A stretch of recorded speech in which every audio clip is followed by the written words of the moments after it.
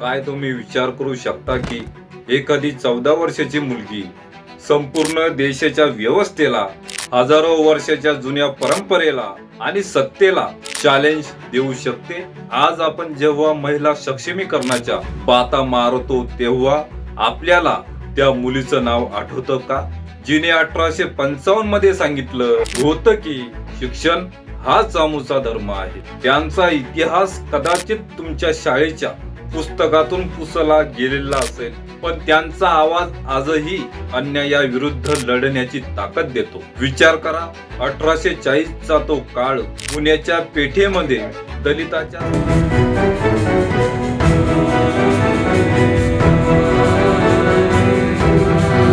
सावलीलाही विटाळ मानल्या जायचा. अशा वातावरणामध्ये एक मुलगी लहानाची मोठी झाली आणि सनातनी व्यवस्थेची झोप उडवली. तुमच्या मनामध्ये प्रश्न निर्माण झाला असेल, कोण आहे ही क्रांतिकारी मुलगी? मी बोलतोय मुक्ता साळवे यांच्याबद्दल. कशा बनल्या त्या भारताच्या पहिल्या दलित लेखिका? सावित्रीबाई फुले यांच्या पहिल्या तुकडीतील एक मुलगी, जिने हातात लेखणी धरली आणि व्यवस्थेला असे प्रश्न विचारले की आजही त्याच प्रश्नाचं उत्तर देताना अनेकांना घाम फुटतो. आज त्याच विसरल्या गेलेल्या क्रांतिकन्येची चर्चा आपण या व्हिडिओ मध्ये करणार आहोत. जी चर्चा तुमच्या अंगावरती काटा आणेल. त्यांच्या क्रांतीपर्यंतचा संपूर्ण इतिहास पुराव्यासह मांडणार आहे.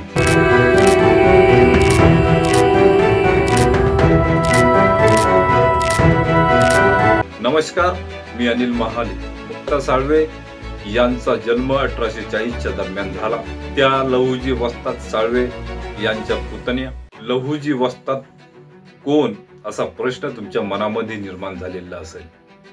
लहुजी वस्ताद तेच ज्यांनी वासुदेव बळवंत फडके यांना शस्त्रविद्या शिकवली. एके बाजूला काका इंग्रजाविरुद्ध तर दुसरीकडे पुतणी शब्दाच्या माध्यमातून जातीयतेच्या विरुद्ध युद्ध लढत होती.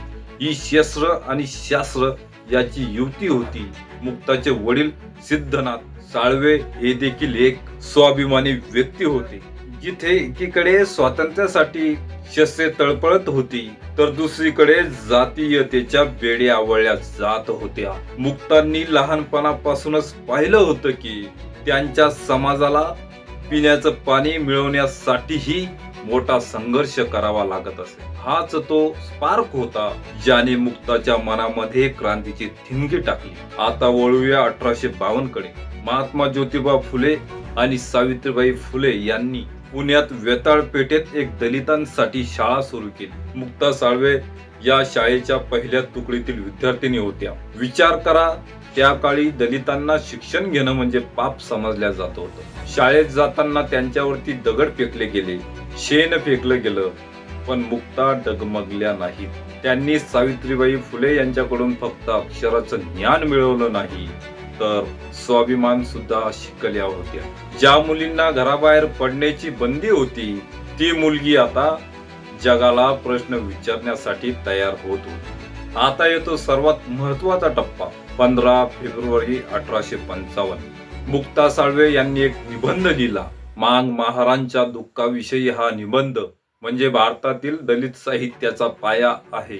मुक्तांनी त्यामध्ये लिहिलं होतं, आम्हापाशी विद्या नाही म्हणून आम्ही देवाचे धर्म समजत नाही. आमचा धर्म कोणता हे आम्हाला सुद्धा समजत नाही. त्यांनी निबंधामध्ये असा एक सवाल केला की जर ब्राह्मण म्हणतात की वेद त्यांचे आहेत तर मग मंडळी आम्हाला कोणी निर्माण केलं? ज्या धर्मामध्ये एक माणूस दुसऱ्या माणसाला नीच मानतो तो धर्म नसून ती एक कैद आहे. थेट देवाच्या आणि धर्माच्या नावाने शोषण करणाऱ्या आरोपींना सरळ पिंजऱ्यामध्ये उभं केलं होतं. मुक्ता साळवे यांचा सर्वात मोठा प्रहार हा अज्ञानावर होता. त्या म्हणतात विद्याभावी आमची बुद्धी पांगळी झाली आहे.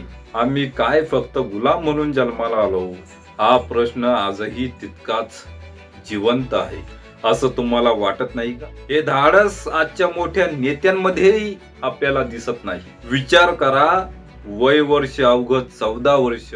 आजच्या 14 वर्षाच्या मुली कदाचित सोशल मीडियावरती रील बनवत असतील. मंडळी, त्या काळी मुक्ता साळवे इतिहासाच्या पानावर रक्ताने सत्य लिहित होत्या. मुक्ता साळवे यांच्या निबंधातील एक भाग वाचून आजही अंगावरती काटा उभा राहतो. त्या लिहितात की जेव्हा आमच्या दलित स्त्रिया बाळंत होतात तेव्हा त्यांच्याकडे औषधोपचारासाठी पैसा नसतो. त्या तडफडून वेदनेने मरतात. जर देवाने आम्हाला निर्माण केलं असेल तर तो आम्हाला इतका त्रास का देतो? हा केवळ निबंध नव्हता, तर तो भारतातील मानवी हक्कांचा, ह्युमन राईट्स ज्याला आपण म्हणतो, त्याचा पहिला जाहीरनामा होता. मुक्ता साळवे यांनी समाजाच्या अशा जखमावरती बोट ठेवलं ज्याला स्पर्श करायची हिंमत कोणीच करत नव्हतं. मुक्ता साळवे यांचं नाव शाळेच्या पुस्तकामध्ये का नाही? का फक्त आपल्याला ठराविक क्रांतिकारच माहिती आहेत किंवा शाळेमध्ये आपल्याला फक्त ठराविक क्रांतिकारच शिकवल्या जातात? मुक्ता साळवे यांचा मृत्यू कधी झाला आणि कसा झाला याची इतिहासामध्ये पुरेपूर नोंद नाही किंवा त्यांचे या बाबतीत कुठल्याही प्रकारचे पुरावे मिळत नाही. पण त्यांचा तो निबंध आजही लाखो लोकांना प्रेरित करतो आणि त्यांनी सिद्ध केलं की क्रांती करण्यासाठी वय किंवा संपत्ती लागत नाही, तर एक प्रकार विचार लागतो. पण आजचा मीडिया किंवा आपलं आजचं शिक्षण तंत्र असेल मुक्ता साळवे यांना विसरलं की काय, अशी मनामध्ये नेहमी एक खंत असते. का आपण त्यांना फक्त एका जातीपुरतं मर्यादित ठेवतोय?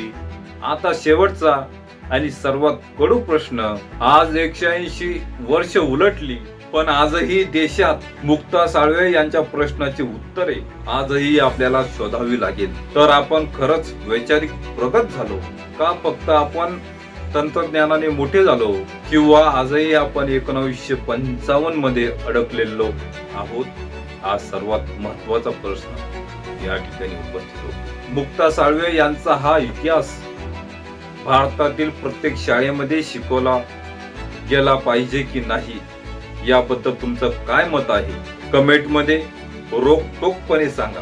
आणि या क्रांतिकन्येचा विचार घराघरामध्ये पोहोचवण्यासाठी हा व्हिडिओ शेअर करा आणि चॅनलला सबस्क्राईब करायला विसरू नका. पाहत राहा, विचार करा. जय हिंद.